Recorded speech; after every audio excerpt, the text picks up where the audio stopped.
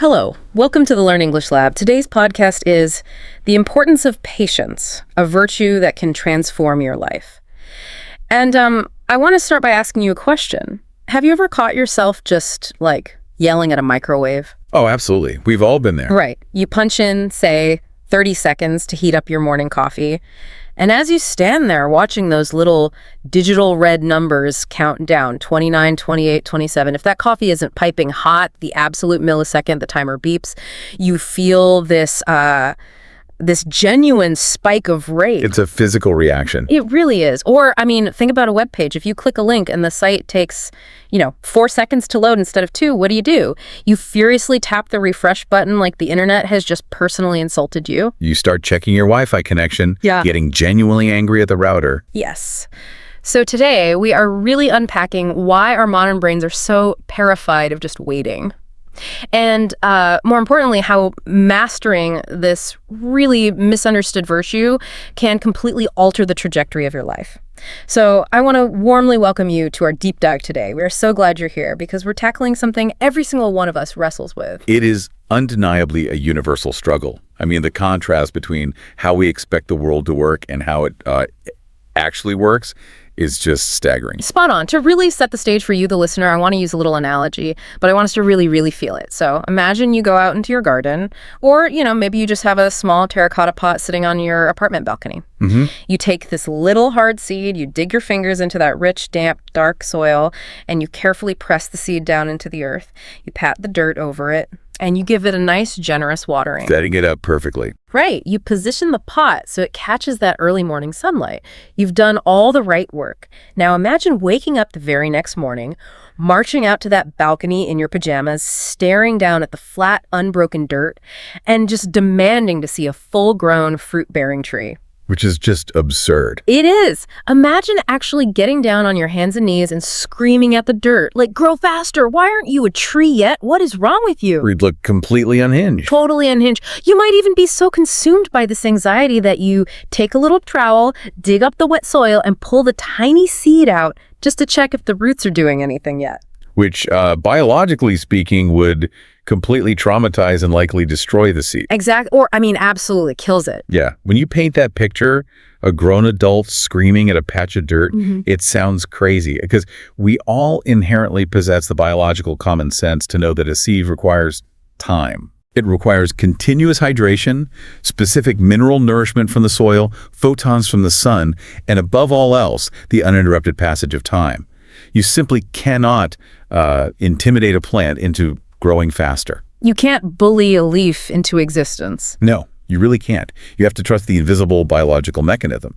Yet, the profound disconnect here is that while we easily grant this grace to a literal houseplant, we refuse to give it to ourselves. It's an undeniable reflection of how brutally we treat our own lives and our own development. That is so true. We decide we want to master a completely new, highly complex language like English, or, we want to repair a deeply fractured marriage, or we want to climb from an entry-level job to a corner office, and we want those massive results by, yesterday afternoon. By yesterday, yeah. And when it doesn't happen instantly, we don't just get frustrated, we internalize it. We start questioning our core worth. We look at the flat dirt of our lives and think, why is this taking so long? Am I just fundamentally flawed? Should I just, throw in the towel right now? And that intense feeling of inadequacy is really the defining psychological trap of our era, because we are living in an environment that is radically different from the one our brains actually evolved in. The modern trap. Yes. We're absolutely bathed in the illusion of instant gratification. Think about text messaging. If you send a message and you see those little typing bubbles appear on your screen. Oh, I know this feeling. Right. And then they suddenly disappear. And the person takes, say, 5 minutes to reply. Your brain actually registers that tiny delay as a social threat. It feels like a personal slight. We take it so personally. We really do. Or think about food delivery. We track our delivery drivers via GPS satellites in real time, watching their little car icon on the map, and we feel our blood pressure actively rise if they hit a single red light. Or streaming services. Any movie ever made is beamed into your living room the second a neuron fires in your brain. Spot on. We're being psychologically conditioned thousands of times a day to view the act of waiting not just as a minor inconvenience, but as a profound system failure. The stakes here are just incredibly high for you, the listener, because when you strip away the smartphones and the delivery apps and you look at what actually constitutes a deeply fulfilling human life, getting a rigorous education, building cardiovascular health, cultivating resilient relationships, finding genuine peace, not a single one of those things can be downloaded in 4 seconds. Not a single one. They're all seeds. They're all seeds. So our mission in this deep dive today is to really tear this topic apart. We are going to explore the literal definition of patience, dive into the evolutionary neurology of why waiting feels like physical torture, look at the specific battlegrounds where you fight this every day, unpack the English vocabulary surrounding this, and finally debate a highly actionable toolkit to build this cognitive muscle. It is undeniably a muscle. And to understand how to flex it, we have to first clear up some pretty severe definitional confusion. We need to establish what patience actually is, because society has sold us a very damaging counterfeit version of it. Let's start with the baseline then. In the English language, as a noun, patience is defined as the ability to wait for something without becoming angry, upset, or frustrated. It is the capacity to endure difficulties, unexpected delays, or even emotional suffering without constantly complaining or losing your temper. And the adjective form is patient, which evokes this calm, steady state. Right. And the complete opposite, impatience, is that bubbling, acidic irritation and restlessness. But you mentioned a counterfeit version earlier. I think the most common trap is that people conflate patience with sheer passivity. Yes, and that is the most dangerous misunderstanding by far. Yeah. People assume that being patient means you are just a passive victim in the story of your own life. Like you're just letting things happen to you. Absolutely. They picture someone sitting on a park bench, doing absolutely nothing, just staring at the sky and hoping the universe magically deposits a solution into their lap. That is not patience. That is apathy. Oh, wow. Apathy. Yeah, it's laziness wrapped in a socially acceptable disguise. True patience is actually one of those highly active, demanding cognitive states a human being can maintain. True patience is highly active. Okay, I want to visualize this. It makes me think of that classic analogy of a duck swimming on a glass-like pond. Well, that's a great one. Right, because if you are standing on the shore looking at the duck from above the waterline, it looks like the pure definition of tranquility. It is gliding beautifully, unbothered, just smoothly drifting across the surface. But underneath, if you put on goggles and look below the water, you see a completely different reality. Yeah. Those little webbed feet are paddling relentlessly. They are furiously kicking against the heavy resistance of the water just to maintain that forward momentum. The calmness above the surface doesn't negate the intense burning effort happening below. that is an incredibly accurate visual. The duck is expending massive energy to maintain that smooth trajectory. To bring it back to our gardener analogy, the passive person plants a seed, walks away forever, and just blindly hopes it survives the winter. Which it won't. No, it won't. And the impatient person plants the seed and digs it up every 12 hours to measure the roots, which definitely kills it. But the truly patient person, they are the ones doing the heavy lifting. They're holding the water. Yes, they're waking up at dawn to haul water. They're getting their hands dirty, pulling the encroaching weeds. They are building physical barriers to protect that fragile sprout from severe storms. They're fiercely active. But they combine that grueling labor with a profound psychological trust in the invisible cellular growth happening beneath the soil. Okay, but let me push back here on behalf of the listener. If being the active patient gardener is undeniably the most logical, productive approach, why does it feel so terrible? That's the million-dollar question. Right. Why does our default setting always snap back to impatience? Like, why does waiting in a slow line at the grocery store make me feel like I want to literally jump out of my own skin? To understand that, we really have to talk about evolutionary biology. We have to look at the hardware inside your skull. Our human brains, specifically regions like the basal ganglia and the amygdala, are fundamentally wired for immediate reward. Because of survival. Right, 100%. Wow. For our ancient hunter-gatherer ancestors, seeking instant gratification was literally how you survived. Imagine an early human foraging on the savannah. They stumble across a bush heavy with ripe, calorie-dense berries. They do not think, you know what, I'll just leave these here to mature a bit more and come back next Tuesday. Right, because if they leave them, a bird eats them, a rival tribe takes them, or a storm just washes them away. Spot on. Yeah. They consume those calories immediately because tomorrow was never, ever guaranteed. Furthermore, if they heard a sudden rustle in the tall grass behind them, they didn't pause. stroke their chin, and patiently wait to gather more visual evidence. Is that a tiger or just the wind? Yeah, you don't wait to find out. If you wait, you get eaten.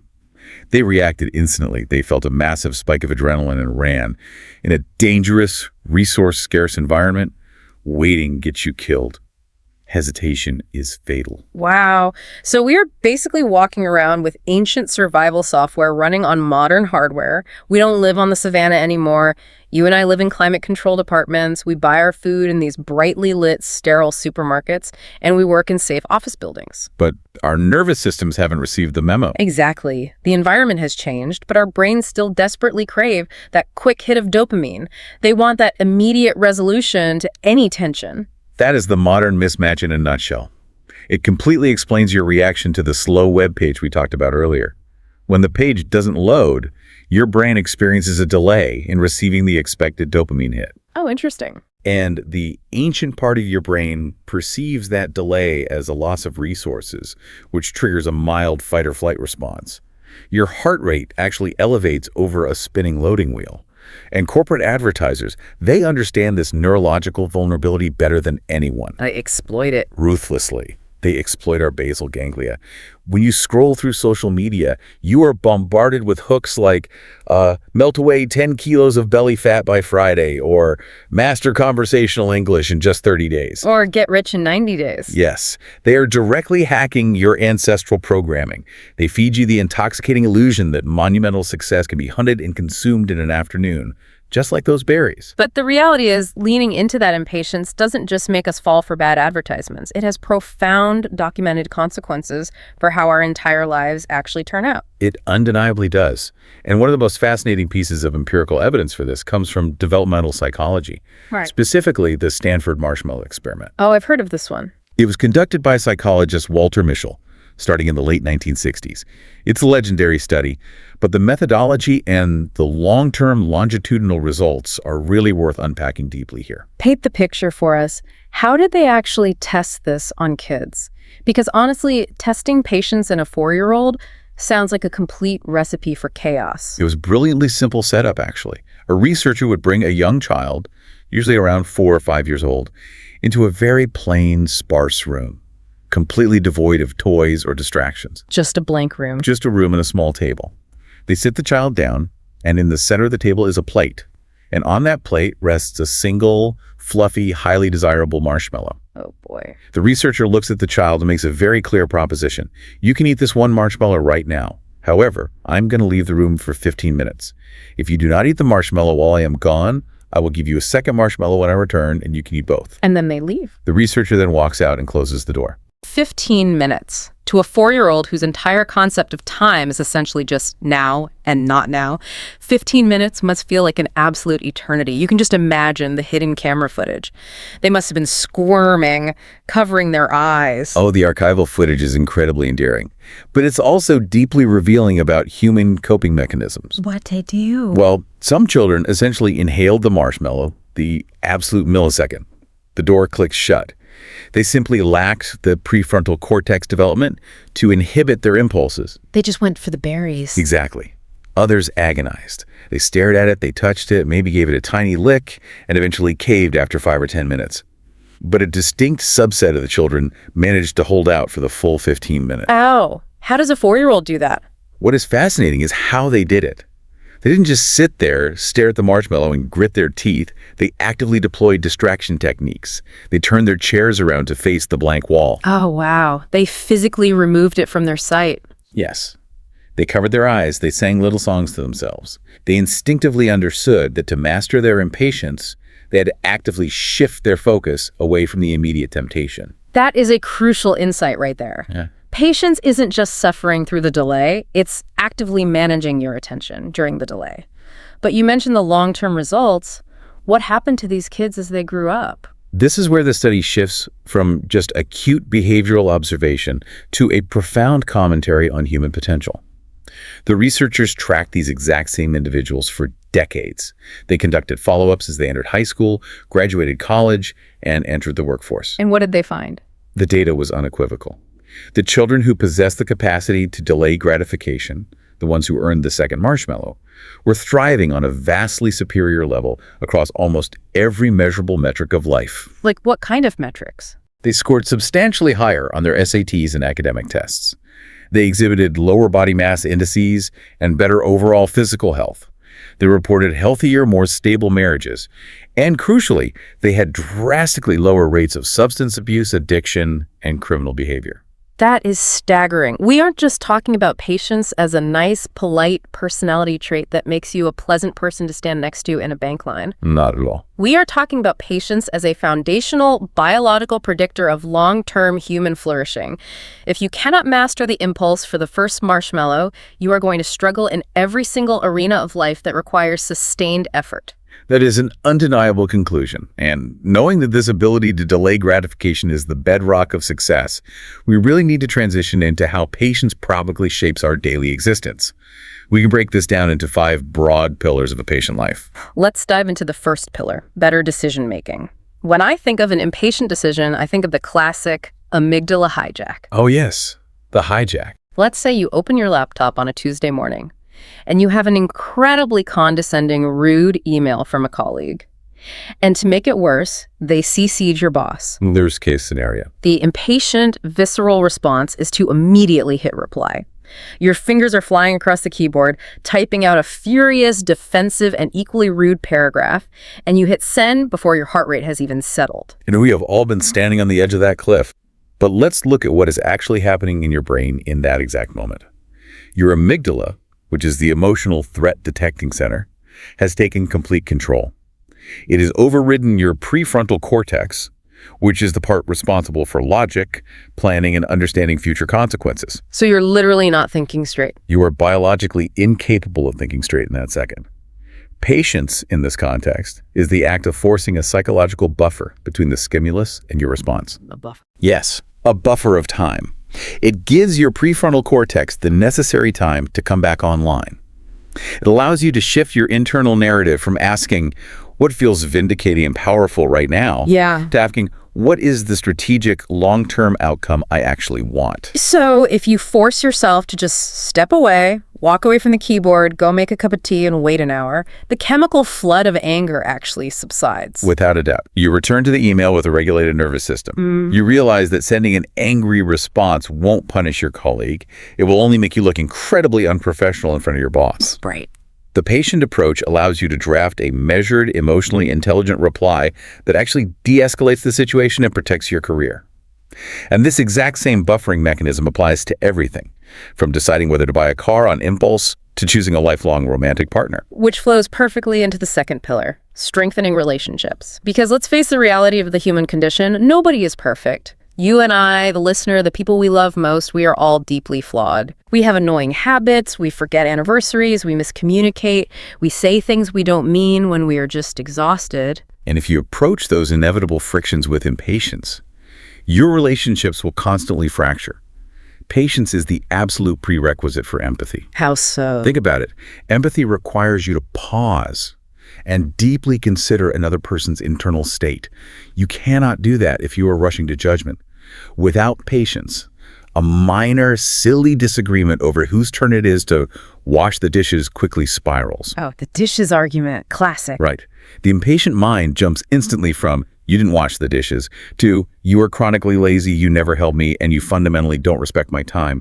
It escalates a singular action into a total character assassination. But the patient approach creates a buffer of grace.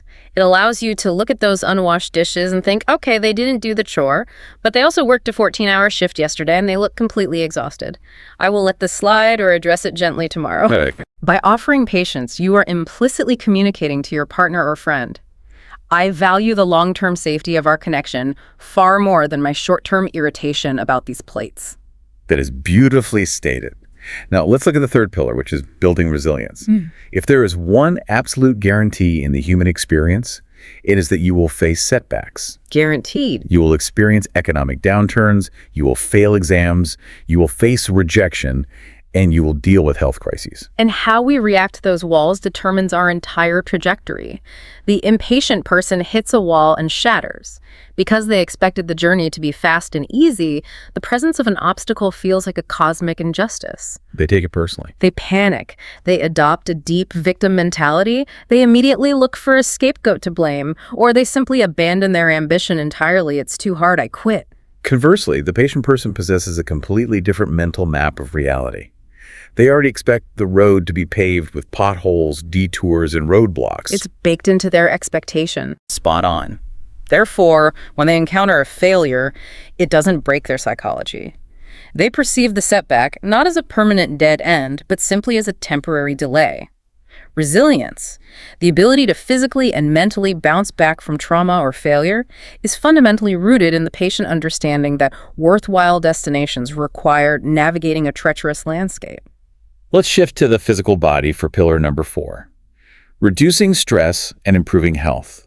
I think people conceptualize patience as merely a polite attitude, but they deeply underestimate the catastrophic physical toll that chronic impatience takes on human biology. It is a medical issue, frankly. Let's use the classic example of being stuck in gridlock traffic on the highway, especially when you're already running late for an important meeting. It is a perfect laboratory for testing stress. You are sitting there, trapped in a metal box. You are gripping the steering wheel so hard your knuckles are turning white. You are grinding your teeth. Your breathing is shallow. You are furiously honking your horn at cars that literally have nowhere to go. You are enraged. But here's the biological tragedy. Your ancient nervous system doesn't understand the concept of being late for a PowerPoint presentation.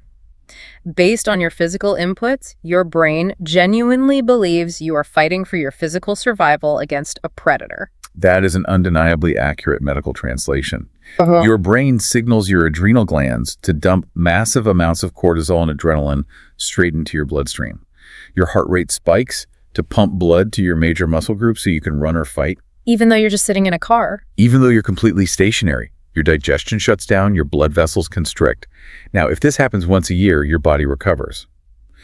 But impatient people live in this state of chronic, low-grade sympathetic nervous system arousal every single day. They're constantly annoyed, constantly rushing. And what does that do to the body over time? Like, what are the long-term effects? It creates a massive allostatic load, which is medical speak for wear and tear on the body. Chronic cortisol exposure leads to high blood pressure. The literal friction of the blood moving too fast through constricted arteries damages the arterial walls, significantly increasing the risk of heart attacks and strokes. Wow. It suppresses your immune system, making you more susceptible to infections. It disrupts your sleep architecture, leading to persistent anxiety and clinical depression. So when we talk about patience, we are literally talking about preventative medicine. Patience shifts your cognition from aggressively resisting an unchangeable reality like saying, traffic shouldn't be happening to me, to radical acceptance. I am in traffic, I cannot change it, I will relax my shoulders. Yes. Dropping that massive burden of unnecessary psychological resistance literally saves your heart muscle from degrading. It is the ultimate form of self-care, which brings us to our final pillar. Enabling mastery. Whether your goal is to become a virtuoso piano player, a master carpenter, or to achieve native-level fluency in a foreign language. But wait, a lot of people argue that mastery is just about raw genetic talent. Either you are a prodigy or you aren't. Where does patience factor into skill acquisition? While baseline talent can certainly dictate how quickly you grasp initial concepts, long-term mastery is almost entirely about surviving what cognitive psychologists call plateaus. Plateaus. Yes. When you first start learning to play the guitar, the progress is thrilling. On Monday, you know 0 chords. By Friday, you know 3, and you can play a basic song. The dopamine is flowing. The growth curve is steep and highly visible. But then you hit the wall. You reach a point where you practice for a month and you don't feel like you sound any better than you did 30 days ago. It feels like you are just running in place. It is incredibly demoralizing. That is the plateau. And this is where the impatient mind fundamentally misinterprets the data. Impatient people hit that plateau and they falsely conclude, well, I guess I've reached the absolute ceiling of my natural talent. I'm just not genetically gifted enough to play the guitar. And they quit. And they put the instrument in the closet forever. But the patient person understands the neuroscience of learning. They know that during a plateau, progress isn't stopping. It is just becoming invisible. Every time they practice, they are thickening the myelin sheath around their neural pathways, making the signals travel faster and more efficiently. They trust the invisible biology. 100%. They push through the agonizing boredom of the plateau, and eventually they experience a sudden breakthrough to a higher level of mastery. You cannot achieve mastery without the patience to endure the plateau. This is the perfect bridge into our next section. We've laid out these massive, abstract pillars. Now, we need to bring this down to earth and drop it into the specific, gritty arenas of life where you, the listener, are fighting these battles every single day. Let's look at Arena 1, learning a new language. And since this is the Learn English Lab, let's talk specifically about the monumental task of mastering English. It is a Herculean task. It really is. Linguistic research indicates that depending on how different your native tongue is from English, it generally takes an adult learner between 600 to 1,100 hours of highly focused, consistent study to reach an advanced, comfortable level of fluency. We really need to pause and absorb that number. 1,000 hours.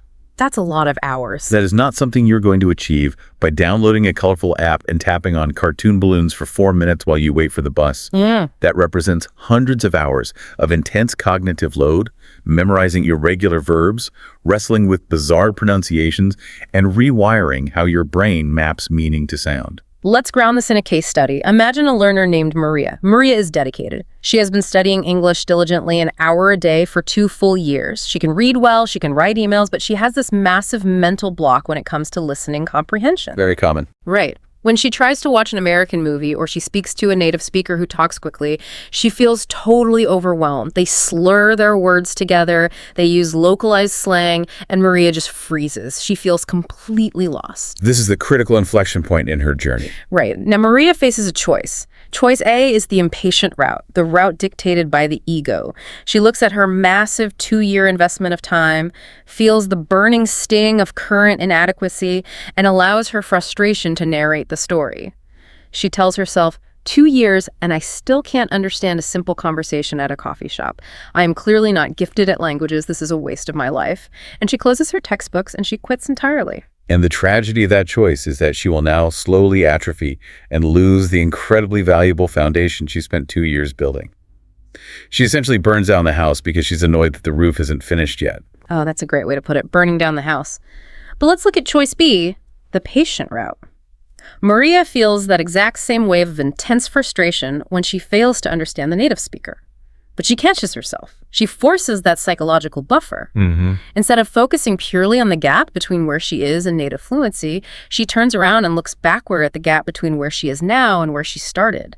She reminds herself of a time 24 months ago when she didn't even know how to conjugate the verb to be. Recognizing the hidden growth. Yes. She acknowledges that listening comprehension is universally the most difficult hurdle because it happens in real time. With deep self-compassion, she actively commits to another 6 months of daily patient immersion, trusting that her brain is slowly adapting to the cadence of the language, even if she can't measure it daily. Maria's scenario perfectly illustrates how patience allows us to accurately interpret our own progress. Let's shift our focus to the second arena, building a career. This is an area absolutely fraught with impatience, particularly for younger generations entering the workforce. We constantly see this phenomenon of the post-graduation reality check. Oh, it's brutal. You spend 4 years in a university bubble where you are told you are the future, you write lofty essays on global strategy, and you graduate with a piece of paper and a mental image of a glamorous, high-paying career that begins on day 1. And then Monday morning arrives. Yeah, reality hits. You realize that entry-level jobs are, by definition, at the bottom of a hierarchy. The tasks are tedious, the pay barely covers rent, and the daily reality feels completely disjointed from your high ambitions. Let's look at 2 distinct approaches to this reality. James versus David. They both graduate with the exact same business degree with the same grades, and they both accept entry-level roles at the same mid-sized corporation on the exact same day. James is deeply, fundamentally impatient. He believes his degree entitles him to a corner office and an executive salary immediately. When his manager asks him to compile basic data spreadsheets or assist with mundane weekly reports, James outwardly rolls his eyes. He resents the work, believing it is beneath his intellect. We all know a James. Right. He does the absolute bare minimum required not to get fired, spends his lunch breaks complaining about how the company doesn't recognize his genius, and aggressively job hops every 6 to 8 months, constantly tweaking his resume to chase a magical shortcut to a senior title. And what James fails to realize is that by constantly jumping ship, he never actually stays anywhere long enough to build compound skills or deep institutional trust. Now contrast that with David. David has the exact same lofty aspirations as James. He wants to be a CEO. But David operates with profound professional patience. He intuitively understands that a formidable career is not a sprint. It is an architectural project built over decades. So how does David handle the boring data entry? He weaponizes it. He takes those tedious spreadsheets and uses them to reverse engineer how the company's revenue models actually work. He uses the mundane tasks to master the internal software systems. He's learning the foundation. Exactly. When there is an unglamorous, difficult project that no one else wants to touch, David volunteers. Not because it's fun, but because it allows him to build a professional network with directors in other departments. When he receives harsh, constructive criticism, he doesn't throw a defensive tantrum. He swallows his pride, adjusts his behavior, and improves. And the long-term result? Fast forward 10 or 12 years, David has cultivated deep, unshakable industry expertise. He's built a reputation as a highly reliable problem solver, and he is inevitably promoted to a senior executive role. James, meanwhile, is 34 years old, still hopping laterally between mid-level jobs, bitterly wondering why the universe is conspiring against his success. The contrast is undeniable. Patience is the ultimate career capital. Now let's wade into Arena 3. Love and relationships. Because, let's be entirely honest with ourselves, absolutely nothing on this earth tests our capacity for patience quite like the people we love the most. It is the ultimate crucible. You can be a stoic monk at the office, but the moment you step through your front door, all bets are off. The closer the proximity, the higher the friction. Whether it's navigating a fundamental disagreement about finances with a spouse, trying to support a deeply depressed friend who keeps making self-destructive choices, or the monumental daily marathon of parenting. Oh, parenting, where a toddler might literally look you in the eye and ask why 400 times before lunchtime. Without a doubt. Let's focus on a very specific, relatable, romantic case study. Let's take Sarah and Tom. They've been living together for a year, and the honeymoon phase is worn off. Tom has the seemingly minor habit that absolutely grates on Sarah's central nervous system. When he comes home from work, he takes off his socks and leaves them right in the middle of the living room floor, rather than walking 10 extra steps to put them in the laundry basket. The classic universal domestic dispute. I think every listener can vividly picture those socks sitting on the rug. Yes. So let's play out the impatient response. Sarah walks into the living room after a long, stressful day of her own. She spots the crumpled socks, her amygdala fires, her frustration instantly boils over into rage. She doesn't just see cotton fabric, she sees blatant disrespect. Right. She storms into the kitchen where Tom is making dinner and yells, "Tom, how many times do I have to tell you? You are so incredibly lazy and messy, you clearly don't respect my time or the effort I put into keeping this house clean." Let's pause and analyze Tom's reaction. By attacking his character, calling him lazy and disrespectful, Sarah triggers Tom's own fight-or-flight response. He feels suddenly and aggressively ambushed. He doesn't think about the socks. He just wants to defend his ego. So he fights back. Naturally. So he yells back, "I work 10 hours a day. I just wanted to sit down for 5 minutes. You are always nagging me." Suddenly, they are locked in a massive, emotionally damaging argument that ruins their entire evening. And the tragic irony is, it's not even about the laundry anymore. No, it's way deeper now. It's about fundamental character flaws, perceived respect, and deep-seated resentments. The socks just served as the spark in a powder keg. Impatience poured gasoline on a tiny ember. Now, let's rewind the tape and look at the patient response. Sarah walks in, sees the exact same socks, and feels that exact same initial surge of annoyance. But she forces a pause. She takes a slow breath. She tells herself, "I am angry right now. I will not address this until my heart rate is normal." The buffer again. Yes, the buffer. An hour later, when they are sitting on the couch and the mood is calm, she turns to him. She doesn't attack his character, she uses I statements. She says, "Tom, I know this probably seems incredibly minor to you, but when I come home to a messy floor, it makes my brain feel stressed and overwhelmed. It would genuinely mean a lot to me and help me relax if you could try to put your socks in the basket." And look at the difference in Tom's reception. Because he isn't being verbally attacked, his defensive shields remain lowered. He actually hears the emotional need beneath her request. And because he genuinely loves her and wants her to be happy, he consciously makes an effort to change his habit. It actually solves the problem. It does. Patience didn't just solve the logistical problem of the socks. It actively deepened their intimacy by fostering safe communication. Impatience multiplies a problem. Patience diffuses it. That is a masterclass in domestic diplomacy. Let's move to Arena 4. Health and fitness. I feel like we have an obligation to call out the billion-dollar fitness and diet industry here. Their entire business model relies on weaponizing human impatience. They peddle absolute biological lies. The 30-day total body transformation. The drink this detox tea to melt stubborn belly fat by the weekend. It is predatory marketing, pure and simple. The physiological truth is that the human body is an incredibly stubborn organism that fiercely craves homeostasis. It wants to stay exactly the way it is right now. It fights rapid change. Sustainable, healthy fat loss occurs at a rate of roughly half a kilo to maybe 1 kilo per week. Building any noticeable, dense muscle tissue takes 3 to 6 months of grueling, consistent, progressive mechanical tension. Let's illustrate this with Anna and Lisa. They are friends, they both feel sluggish, and they both decide they want to completely overhaul their physical health. They join a local gym together on January 1st. They both commit to lifting weights and doing cardio 3 times a week. They clean up their diets. After exactly 1 month, 30 days into sex, Anna stands in front of her full-length mirror. She turns sideways. She flexes. She looks at the scale. She sees absolutely zero visible change in her physical composition. The scale hasn't moved. And because Anna has been conditioned by those predatory advertisements, she operates from a baseline of impatience. She concludes that her effort is disconnected from any reward. She decides the gym is a scam, she doesn't have the right genetics, and it's a massive waste of her precious time. She cancels her membership on February 1st and goes back to her sedentary lifestyle. But what about Lisa? She's standing in her own mirror on that exact same day, looking at the exact same lack of visual results. Lisa also sees no dramatic physical change. But Lisa's approach is rooted in profound biological patience.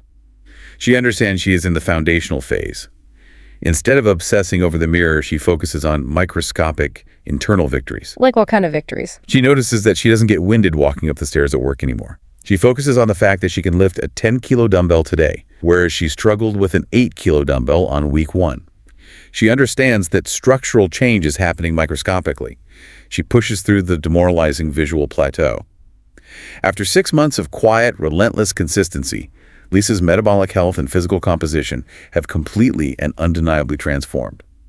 Anna, meanwhile, is sitting on the couch, scrolling through her phone, waiting to buy the next magical 14-day juice cleanse. Consistency beats intensity every single time. It's the unsexy truth. And that exact same dynamic governs Arena 5, financial goals. This is another area absolutely rife with the illusion of the quick fix. We see people day trading volatile cryptocurrencies, hoping to become millionaires overnight. We see people taking on massive amounts of high-interest consumer debt to buy luxury cars and designer clothes because they want the outward aesthetic of wealth today, rather than doing the work to possess actual wealth tomorrow. The irony is that the true secret to building generational wealth is profoundly, almost painfully boring. It relies almost entirely on time and the mathematical principle of compound interest. Right, compound interest. For those unfamiliar, compound interest is the financial phenomenon where the interest you earn on your initial investment begins to earn its own interest. It creates a slow start, but eventually forms an exponential, unstoppable snowball of wealth. Give us the math on this, because I think when people actually hear the numbers, it rewires how they view money and time. Let's use a very accessible number. Let's say you decide to invest just $200 a month. That's pretty modest. Very modest. Roughly the cost of a daily coffee habit, combined with a few unused streaming subscriptions. You take that $200 a month and you put it into a broad market index fund that returns an historical average of about 7% annually. You do not try to time the market. You do not check the app every day. You just patiently, automatically contribute. Okay. Over 30 years, what does that look like? Over 30 years, that account will grow to approximately $227,000. But here's the jaw-dropping reality. Over those 3 decades, you only ever contributed $72,000 of your actual hard-earned money. The remaining $155,000 of pure profit is entirely the result of patient time acting upon compound interest. So in the realm of finance, time literally equals massive amounts of money. Let's contrast two financial mindsets. Impatient Michael gets his first real paycheck in his mid-20s. He immediately signs a high-interest loan for a luxury SUV, maxes out his credit cards outfitting a trendy apartment, and saves absolutely nothing. He looks incredibly wealthy on a social media feed, but in reality, he is drowning in a negative net worth, bleeding money to interest payments every month. And then we have patient Robert. Robert earns the exact same salary as Michael. But Robert drives a highly reliable 5-year-old used car. He lives in a modest apartment. He diligently auto-invests 20% of his income the day he gets paid, before he even sees it. He isn't flashy. But time passes. Yes, by the time they both hit 50 years old, the tables have violently turned. Robert has amassed massive, unshakable financial freedom. He can choose to retire early, travel the world, or pivot to a low-paying passion project. Michael, however, is trapped in a terrifying cycle of debt and existential anxiety, forced to work a job he hates for another 20 years just to service the debt on luxury items that broke down a decade ago. Patience is the ultimate tool for engineering freedom. Which brings us to Arena 6, our final and arguably most challenging arena, personal growth. Because trying to be patient with a slow internet connection or a rude coworker is one thing. But being patient with yourself when you are trying to overcome your own flaws is often infinitely harder. It is the deepest struggle. When we finally summon the courage to quit and change a core aspect of our personality, like deciding to quit smoking or trying to become less defensive in arguments or trying to overcome deep-seated social anxiety, we naturally expect a linear, immediate progression. Right. If you decide on Sunday night that you're going to be a calmer, more present parent, and then on Thursday evening you lose your temper and yell at your kids, the impatient reaction is catastrophic self-loathing. The internal monologue turns completely toxic. You think, I'm a complete failure, I haven't changed at all, I am permanently broken, so what is the point of even trying? Absolutely. Yeah. But the patient approach to personal growth requires a profound, radical self-compassion. The patient person looks at that Thursday failure and forces a wider perspective. They say, yes, I lost my temper and yelled today. I need to apologize to my kids. But if I look at the data, last month I was yelling 4 times a week. This week, it was only once. That's a huge shift. You have to give yourself the grace to stumble. You must recognize that personal growth is not a light switch you flip on and off. It is a steep, winding, exhausting staircase you have to climb. And occasionally, you are going to trip on a step. Progress is not perfection. Progress is just a slightly better trajectory. That is a beautiful, necessary sentiment to hold on to. Now, since this is the Learn English Lab deep dive, I want us to pivot and really explore how the English language captures the incredibly nuanced essence of this virtue. English has a massive vocabulary dedicated to the concept of enduring time. It truly does. Let's start by breaking down some high-level vocabulary. We often use these words interchangeably in casual conversation, but they have distinct, rich, and very specific meanings. Let's look at the word perseverance. Right, to persevere. This implies an active, long-term commitment. It is the act of continuing to do something despite immense, persistent difficulty or a massive delay in achieving success. It comes from the Latin roots per, meaning strictly, and severus, meaning severe. You persevere through a brutal 4-year medical degree. You persevere through a years-long legal battle. It's a stubborn refusal to stop. Undeniably. Then there's the word endurance. Now, endurance feels much more physical and visceral.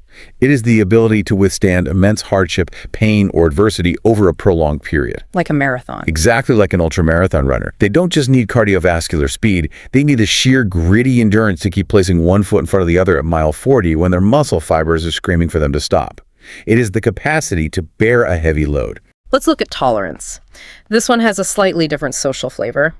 Tolerance is the willingness to accept behavior, beliefs, or unavoidable delays that you might not necessarily agree with or enjoy without intervening or getting visibly angry. If you travel to a foreign country where the cultural concept of time is vastly different, where a business meeting scheduled for 2 p.m. doesn't start until 3:30 p.m. and the dinner service takes 3 hours, you are actively practicing cultural tolerance. You are choosing not to impose your expectations on reality. And finally, we have resilience, which we touched on extensively in the pillars. If endurance is the ability to take a hit, resilience is the elasticity to recover from it. It's the ability of a material or a human spirit to quickly snap back into shape after being bent, stretched, or compressed by trauma or failure. I absolutely love looking at the idioms and phrasal verbs in English too, because they paint such vivid mental pictures. Take the phrase, to bear with. If you are on the phone with a customer service representative and their computer system is incredibly slow, they might say to you, "Please bear with me for a moment while I pull up your file." It's a wonderful phrase. They aren't talking about a large, furry forest animal. The verb to bear means to carry a weight. It's a highly polite, empathetic way of saying, please help me carry the weight of this annoying delay. Please offer me your patience while I navigate this clunky process. Another incredibly common one is to hang in there. This is an idiom of deep, empathetic encouragement. If your friend calls you crying because they're going through a brutal, drawn-out divorce, or they're in the middle of studying for the bar exam and want to quit, you don't clinically say, "Please maintain your patience." No, that would sound robotic. Right. You say, "Hang in there." It evokes this visceral image of someone dangling off a cliff, desperately holding onto a rope. You are urging them not to let go of their grip, promising them that if they can just hold on a little longer, someone will pull them up, or the storm will pass. But what about the language we use when patience completely fails? The English language has a fantastic spectrum for expressing escalating frustration. First, someone might be trying your patience. Oh, yeah, like a dripping faucet. Yes, picture a dripping faucet in the middle of the night. It isn't a disaster, but the repetitive plink, plink, plink is actively testing the limits of your tolerance. Then you escalate to losing your patience. This is the moment the dam finally cracks. The internal buffer we talked about collapses, and the raw frustration spills out into your tone of voice or your actions. You snap at the kids or you honk the horn. And the ultimate, most severe extreme is stating that you are at the end of your rope. This connects perfectly back to the hang in there idiom. If you are at the end of your rope, you have run out of slack. Your capacity to absorb any more difficulty is completely zero. One more tiny annoyance, and you will fall. On a much more positive grounding note, we have the phrase to take it one day at a time. This is profound, practical advice often given to people navigating intense grief, recovering from a major surgery, or battling addiction. It is a brilliant psychological strategy. It means intentionally shrinking your time horizon. When you are facing a massive mountain, looking at the peak is too overwhelming. It induces panic. Taking it one day at a time means refusing to worry about how you will feel next month or next year. You are reallocating all of your patient energy into simply surviving and making good choices for the next 24 hours. You narrow your focus to the immediate step in front of you. We also have these timeless proverbs that have echoed through centuries of English literature. Good things come to those who wait. Or the classic reminder of scale, Rome wasn't built in a day. But let's look at some deeper philosophical quotes. The author Joyce Meyer said something that perfectly captures our earlier definition. She wrote, "Patience is not simply the ability to wait, but the ability to keep a good attitude while waiting." That is the defining distinction between passive endurance and active patience. Anyone can be physically detained. You can physically stand in a 2-hour line at the Department of Motor Vehicles. But if you are standing in that line with your arms crossed, seething with anger, muttering insults under your breath, and radiating a toxic energy that makes everyone around you miserable, you are not being patient. You are just legally trapped in the building. That's a great distinction. True patience is the internal mastery of your own emotional equilibrium. It is maintaining a calm, positive demeanor, regardless of how aggravating the external delay is. Next, we have Leo Tolstoy, the absolute titan of Russian literature. In War and Peace, he wrote, "The two most powerful warriors are patience and time." Tolstoy deeply understood the sheer, unstoppable tectonic force of consistency. Think of the Grand Canyon. If you take a single drop of water and drop it on a solid rock, nothing happens. The water is weak. But if you combine millions of drops of water, relentlessly falling in the exact same spot, and give it millions of years of time, it will slice through the hardest stone on earth, carving a mile-deep canyon. Patience and time combined can conquer almost any intellectual, physical, or emotional obstacle in a human life. That makes me think of another historical example of architectural patience. If you look at the Florence Cathedral in Italy, the Duomo, they started building that massive, gorgeous cathedral in the late 1200s. But they designed a gaping hole for a dome that was so massive, the architectural technology to actually build it didn't even exist yet. Oh, wow. I didn't know that. Yeah. They literally built the walls and just left the roof open to the rain for over a century. Generation after generation lived and died, working on a building they knew they would never see finished, patiently trusting that a future generation would invent the technology to cap it. And eventually, Brunelleschi did. That is generational, epochal patience. That is a phenomenal historical parallel. It perfectly illustrates how true patience operates on a timeline much larger than our immediate desires. Moving to something a bit gentler, we have a quote from A.A. Milne, the creator of Winnie the Pooh. He wrote, "Rivers know this. There is no hurry. We shall get there someday."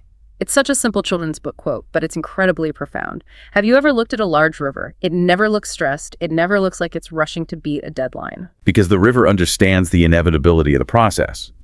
Gravity guarantees that the water will eventually reach the sea.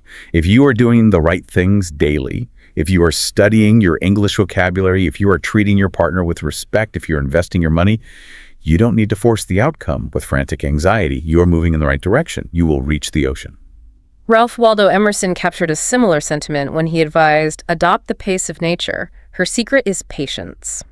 I love this because the natural world operates at a terrifyingly slow pace. An oak tree grows millimeter by millimeter over centuries. You can't watch it happen. Yet using this excruciatingly slow method, nature builds the most breathtaking, complex, and massive ecosystems on the planet. And finally, we have the highly pragmatic American founding father, Benjamin Franklin, who famously said, "He that can have patience can have what he will." A very bold claim. But an accurate one. Franklin recognized that patience isn't just one virtue among many. It is the ultimate master key, the prerequisite foundational virtue. Think about it. It isn't just about waiting. If you have infinite patience, you can study for 10 years to become a neurosurgeon. If you have patience, you can endure the failures required to build a massive business. If you have patience, you can slowly accumulate a fortune. It is the very soil out of which every other human achievement grows. Before we can hand our listener the practical toolkit to build this muscle, we absolutely have to clear away the psychological debris. We need to spend some time myth-busting patience because there are toxic misconceptions that hold so many people back from even trying to cultivate it. Misconception 1 and 2 usually blend together into this terrible archetype. The idea of the emotionless pushover. Ah, yes. The idea that to be patient means to be a doormat. Right. People think that if you are labeled a patient person, it means you have had your spine removed. It means you never get angry, you never feel frustrated, you let people cut you in line, you let your boss exploit you, and you just stay silent and take the abuse with a smile. But hold on, I need to push back here. If I'm in a toxic workplace and my boss is constantly screaming at me and demanding I work weekends without pay, if I am patient with him, aren't I just being a victim? Aren't I just enabling his abuse? That is exactly why this is a dangerous misconception. Patience is absolutely not subservience. As we established with the amygdala discussion, highly patient people feel the exact same intense surge of cortisol, the exact same burning injustice and anger as everyone else when they are mistreated. So they do feel it. Of course they do. The critical defining difference is entirely in how they manage and deploy that emotion. They feel the anger, but they do not let the anger dictate a chaotic, immediate reaction. Furthermore, true patience absolutely unconditionally includes setting firm boundaries and fiercely advocating for your own dignity. So how does a patient person handle the toxic boss? An impatient person might scream back, throw their coffee mug, and storm out, getting themselves fired and losing their income before they have another job lined up. A passive person will just suffer in silence for 10 years. The patient person will feel the anger, but they will strategically manage it. Okay. They will document the abuse. They will calmly update their resume. They will quietly network. And then, at the optimal time of their choosing, they will firmly, professionally hand in their resignation, or they will calmly report the boss to HR with a mountain of evidence. Patience is about choosing the optimal time, tone, and method to address an issue to maximize your own benefit rather than reacting blindly in the heat of the moment. It is deeply strategic. It is powerful, not submissive. That is such a vital reframing. Patience is strategic power. Now, let's tackle misconception 3 and 4, which also go hand in hand. The pervasive idea that patience is an unchangeable genetic trait and that it's a tool you only pull out for massive life-altering goals. You hear this excuse all the time. Someone blows up at a waiter and their defense is, listen, I'm just naturally hot-headed. My grandfather was hot-headed. My dad was a yeller. I'm a yeller. I just don't have the patience gene. It is the most convenient, lazy excuse in the world to avoid doing the incredibly hard psychological work of self-improvement. Now, let's be scientifically honest. Baseline temperaments do vary. Some people naturally run a little hotter due to their neurochemistry, But the capacity for patience is unequivocally a learned, trainable skill. Because of neuroplasticity. 100%. The brain has neuroplasticity, the ability to physically rewire its own neural pathways based on repeated behavior. It's a cognitive muscle. And here's the crucial part regarding the second half of that myth. You do not build that muscle by only trying to be patient when you're dealing with a cancer diagnosis or buying a house. Right, you can't walk into the gym for the first time in your life and try to deadlift 500 pounds. You will break your back. Undeniably. You have to start with the 5-pound dumbbells. You build the muscle of patience in the micro moments of daily mundane life. The frustratingly slow checkout line at the grocery store, that is your gymnasium. Oh, I like that. The spinning wheel of death on a frozen computer screen, that is your treadmill, your toddler asking why for the 50th time. Yeah. That is your heavy lifting. If you consciously practice managing your heart rate and your frustration in those incredibly low stakes everyday scenarios, you are laying down thick neural pathways of emotional regulation. When the massive high-stakes tragedies and challenges of life inevitably hit you, you will have built the formidable muscular strength required to stay calm and navigate them. I am genuinely never going to look at a slow traffic light the same way again. It isn't an annoyance, it is a free training session. Finally, let's dismantle misconception 5. The deeply ingrained belief that if you are forced to be patient, it implies that something has gone terribly wrong. Yeah. We view a delay as a system failure. And this is perhaps the most beautiful and necessary myth to shatter. We need to completely invert how we view waiting. Needing patience does not mean you are failing. Needing patience is the ultimate proof that something vital is currently in the complex process of growing. Think about biology. A pregnant mother isn't failing because it takes 9 long, uncomfortable months to grow a human baby. You cannot speed up the gestation period to 3 months just because you are eager. The timeline is not an error. The timeline is a required structural feature of the miracle. The timeline is a required feature of the miracle. That hits hard. When you are putting in 70-hour weeks waiting for your startup business to finally become profitable, or you are staring at an English textbook waiting for the grammar rules to finally click in your brain, the waiting is not a sign that you are on the wrong path. The waiting is the clearest, most profound indicator that you are actively doing the necessary hidden work that precedes the reward. All right, we have reached the most crucial part of this deep dive. We've explored the evolutionary theory, we've broken down the psychology, and we've busted the toxic myths. But theory is useless without application. How do we actually do this? How do you, the listener, start physically rewiring your brain to build this mental muscle today? We're going to unpack a highly practical, actionable toolkit of 10 strategies, and we're going to just bat these concepts back and forth. Let's start with the immediate physiological response. What do I do when I feel that spike of rage? The immediate first aid for acute impatience is physiological regulation, specifically deep diaphragmatic breathing. We discussed earlier how a trigger like someone abruptly cutting you off in traffic forces your sympathetic nervous system into a fight or flight panic state. Your heart rate rockets, your chest tightens, your breathing becomes rapid and shallow. And when I'm in that state, I can't just logically tell myself to calm down. The logic center is offline. Absolutely offline. You cannot outthink a physiological chemical flood. You have to physically counteract it using your body's built-in hardware. Taking 3 deliberately slow, deep breaths, inhaling deeply into your stomach, not just your chest, and exhaling very slowly actively stimulates the vagus nerve. What does that do? The vagus nerve is the main component of your parasympathetic nervous system, which is the rest and digest network. So breathing slowly is like hitting a manual override switch. It literally is. It sends a chemical signal back up to your brain that says, we are physically safe, there is no predator, we do not need to attack the minivan in front of us.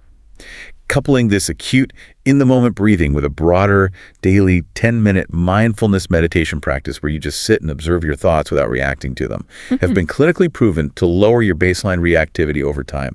You literally shrink the size of your amygdala. Okay, so I've taken my 3 breaths, my heart rate is down. Now I have to deal with the cognitive side.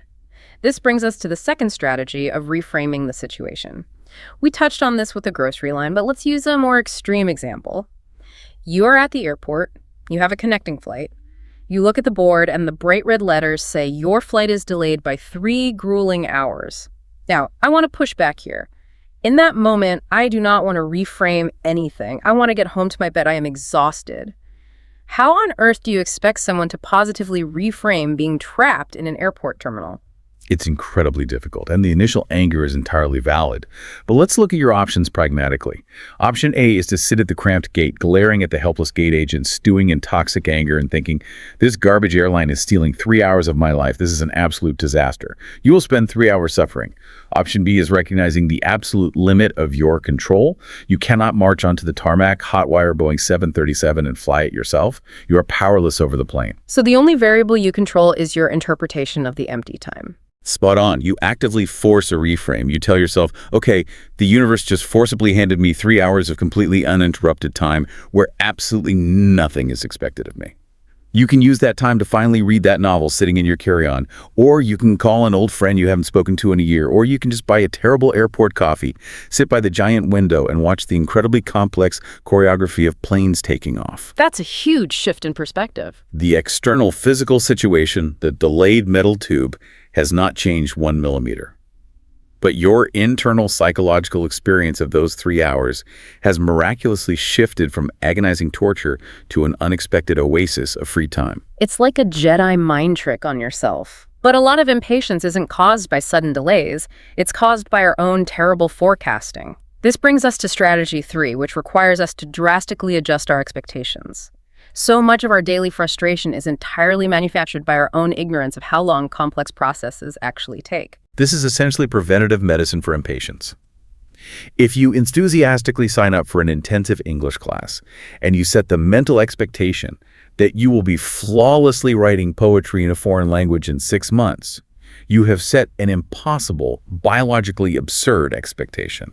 Right, so when month 6 inevitably rolls around and you are still struggling to remember whether it's I have went or I have gone, the gap between your lofty expectation and your messy reality creates crushing impatience. And that's usually when people quit. But if you do your research beforehand, if you consult experts and understand that achieving advanced fluency is a rigorous 2 to 3 year marathon, then at month 6, when you're struggling with verbs, you don't panic. You say, I am struggling, which means I am exactly on schedule. Aligning your internal psychological clock with objective, external reality neutralizes impatience before it even has a chance to germinate. That ties directly into strategy 4, the necessity of focusing on the process rather than obsessing over the final outcome. Impatient people are exactly like little kids strapped into the back seat of a car on a cross-country road trip. They are constantly kicking the seat and shouting, "Are we there yet? Are we there yet?" They are so hyper-fixated on the destination that they make the entire journey utterly miserable for themselves and everyone else. And patient people are the ones who learn how to look out the window. If you are learning a language, you have to stop asking, am I fluent yet? Every single Friday. It's a binary question that will yield a depressing no for years. Instead, you shift your focus to the mechanics of the journey. You ask, what fascinating new idiom can I learn in today's lesson? You find genuine joy in the daily friction of the work itself, trusting that if you walk enough miles, the destination will inevitably arrive. But the human brain runs on fuel, right? We need to talk about dopamine for strategy 5. We can't just stare out the window forever without a reward. We have to learn to engineer and celebrate small, microscopic wins. This is a neurological imperative. Dopamine is the molecule of motivation. If you arrogantly withhold all celebration and all pride from yourself until you reach the final massive 10-year goal like becoming a millionaire or getting your PhD, your brain will literally starve for dopamine. Your motivation circuits will shut down and you will burn out. So you have to artificially chop the marathon up into tiny celebratory sprints. Absolutely. You have to create micro milestones. Did you manage to memorize 50 new vocabulary words this month? Treat yourself to a nice dinner. Did you check your bank account and realize you successfully saved an extra $100 this week? Take a moment to feel genuine pride. Did you manage to navigate a highly stressful meeting with your toxic boss without losing your temper? Acknowledge that massive psychological victory. These frequent tiny infusions of dopamine provide the necessary chemical fuel to keep your engine running over the long haul. And we also have to consider who is sitting in the passenger seat on this journey, which is strategy 6. Because human emotional states are wildly contagious. We are mirror organisms. We have mirror neurons in our brains designed to copy the emotional state of the tribe around us. It is a profound vulnerability. If you spend 40 hours a week in an office surrounded by coworkers who are constantly vibrating with anxious energy, who rush through every task, who loudly complain about every minor inconvenience, and who live in a state of perpetual manufactured crisis, you are going to absorb that chaotic frequency. It wears off on you. It will bleed into your nervous system. You will find yourself becoming inexplicably anxious and short-tempered at home. So the strategy is curation. You have to actively seek out and surround yourself with steady, thoughtful, patient people. When you are around someone who speaks slowly, who doesn't rush, who takes a breath before answering a question, their calm, regulated energy naturally lowers your own heart rate. It's like standing near a fireplace. You absorb the warmth. You also have to proactively train your brain to handle deprivation, which is strategy 7, the practice of delayed gratification. You cannot wait for a crisis to test your patience. You must introduce voluntary friction into your life to harden your psychological resolve. Like exposure therapy for impatience. How do we do that practically? You start with incredibly low stakes. If you are browsing the internet late at night and you find a jacket or a gadget you desperately want to buy on impulse, you institute a mandatory 48-hour cooling off rule. You put it in the digital shopping cart, but you force yourself to close the laptop. The dopamine spike of wanting is incredibly intense, but it's also very short-lived. Right. If you still genuinely need the item 2 days later, you can buy it. But 9 times out of 10, the impulse evaporates and you've saved your money. If you feel the phantom vibration of your phone and have the intense urge to check social media, set a physical timer and force yourself to stare at the wall for 10 minutes first. These tiny, daily, voluntary acts of denying your immediate impulses build a calloused, ironclad willpower. I love the idea of auditing this process, which leads to strategy 8, keeping a patience journal. Now, I know the word journaling makes some people roll their eyes. It sounds like tedious homework, but it doesn't have to be a novel. At the end of the day, before bed, you just jot down 2 simple sentences. Sentence 1, a moment today where I successfully kept my cool. Sentence 2, a moment today where I completely lost my patience and snapped. The power of this is not in the writing. It is in the data collection. Over a few weeks, invisible patterns will suddenly become glaringly obvious. You might look at the data and realize, wow, I almost exclusively lose my patience with my children between 5 p.m. and 6 p.m. when my blood sugar is low and I haven't eaten. Or I only get furious at work emails on Monday mornings before my coffee. Identifying the triggers. Right. Once you spot the biological or environmental pattern, the problem is no longer a mystery. You can anticipate the trigger and manage it by eating a snack at 4:30 p.m. or refusing to open your inbox until you are fully caffeinated. Self-awareness is the absolute prerequisite for behavioral change. That is incredibly practical. But there will be dark days, which brings us to strategy 9. There will be days when the journal doesn't help, when the breathing fails, when you are deep in the frustrating, agonizing middle of a massive project. The initial excitement of starting has completely faded, and the glorious finish line is still miles and miles away. Patience can feel impossible to summon in the messy middle. This is the moment where technique fails, and you must rely on purpose. You have to remember your deeply rooted why. When the friction is unbearable, you must reconnect with your ultimate emotional purpose. Why are you sacrificing your precious evenings and weekends to study English grammar? Is it just to pass an arbitrary test? Or is it because you want to unlock a dream career overseas that will fundamentally change the trajectory of your family's legacy? Visualizing that deep, visceral, emotional why provides the psychological anchor you need to withstand the violent storms of current frustration. He who has a strong enough why can bear almost anyhow. And that brings us to the final and perhaps most beautifully ironic strategy of all, strategy 10. You must be incredibly patient about becoming patient. Is the ultimate paradox. It really is. You are not going to listen to this deep dive, close your app, and suddenly transform into a levitating Zen monk by tomorrow morning. You are going to wake up tomorrow and you are going to have bad days. You are going to snap at someone who cuts you off in traffic. You are going to rush a delicate project at work because you are stressed. You're going to say something impatient to your partner and you are going to feel like a massive hypocrite. And that is completely fundamentally okay. Perfection is an illusion. The goal of this entire endeavor is not a flawless streak of angelic behavior. The goal is a messy, jagged, but ultimately upward trending line of improvement. You must treat your own inevitable stumbles with the exact same grace, compassion, and profound patience that you are working so hard to cultivate for the rest of the world. As we draw this deep dive to a close, I want to leave you, the listener, with a final image. We've talked a lot about plants today, but there is one specific botanical reality that paints the most vivid, unforgettable picture of everything we have discussed. It is the story of the Chinese bamboo tree. It is one of the most remarkable phenomena in the natural world. When you decide to cultivate a Chinese bamboo tree, you are entering into a brutal, extreme contract with nature. You prepare the soil, you plant the seed, you water it diligently, you ensure it has proper drainage and sunlight.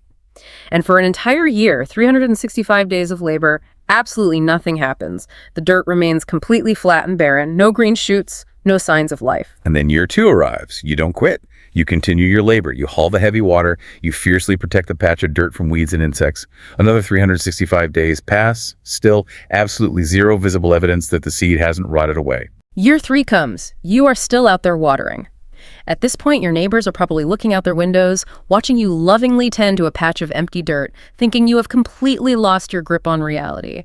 Nothing happens. Year 4 comes and goes. 4 entire years of relentless effort, financial investment, and desperate hope with zero external validation.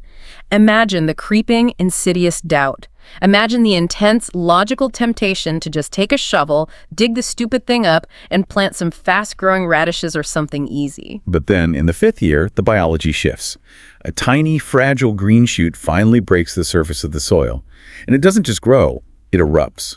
In the span of just 6 short weeks, that Chinese bamboo tree rockets into the sky, growing up to 80 or 90 feet tall. 90 feet of dense timber in 6 weeks. It's mathematically unbelievable, but it begs a philosophical question. Did that tree really grow 90 feet in 6 weeks, or did it grow 90 feet in 5 years? It undeniably, biologically, took 5 entire years. Because what was actually happening during those 4 years of agonizing, embarrassing, invisible waiting?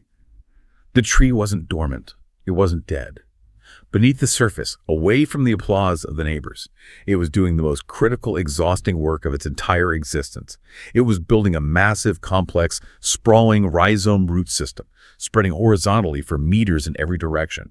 It had to build a foundation strong enough, deep enough, and wide enough to eventually support the sheer, terrifying weight and wind resistance of a 90-foot vertical explosion. If it had foolishly tried to shoot up above ground in year 1 without that 4-year root system, the very first gust of spring wind would have ripped it out of the ground completely. And there is absolutely no greater metaphor for your life.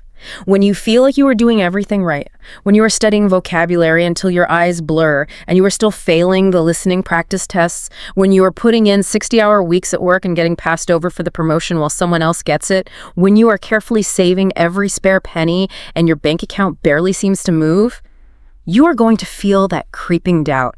You are going to want to quit. Your brain will scream at you that nothing is happening, that the dirt is barren. But in those dark moments, you must remember the mechanics of the bamboo tree. The growth is happening. The energy is not being wasted. It is just happening beneath the surface, in the dark, where no one else can validate it. You are thickening the neural pathways in your brain. You are building thick professional grit. You are establishing unshakable financial discipline. You are doing the agonizing work of constructing the massive root system required to sustain the massive success that is eventually coming your way.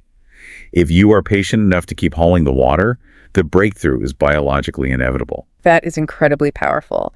As we wrap up this journey, I want to pass the mic to you for one final provocative thought, something for our listener to really chew on as they turn off this audio and step back into their busy, rushing life. I would leave the listener with this specific question to ponder. The next time you feel hopelessly stuck in the waiting room of life, whether you are trapped in an actual literal traffic jam, grinding through a frustrating career plateau, or facing the agonizingly slow journey of learning a new language, stop, take a breath, and ask yourself honestly, are you simply being delayed by a cruel, random universe, or are you currently actively doing the grueling work of building the invisible root system that will be absolutely necessary to sustain your future success? Are you just delayed, or are you building roots? I love that reframing. Thank you so much for joining us on this deep dive. My challenge to you, the listener, today is to pick just one tiny arena of your life, maybe the grocery store line this evening, maybe your English studies tomorrow morning, and consciously practice that active, calm, incredibly powerful patience. We know you can do it. If you found value in this, please be sure to like, share, and subscribe to this YouTube channel.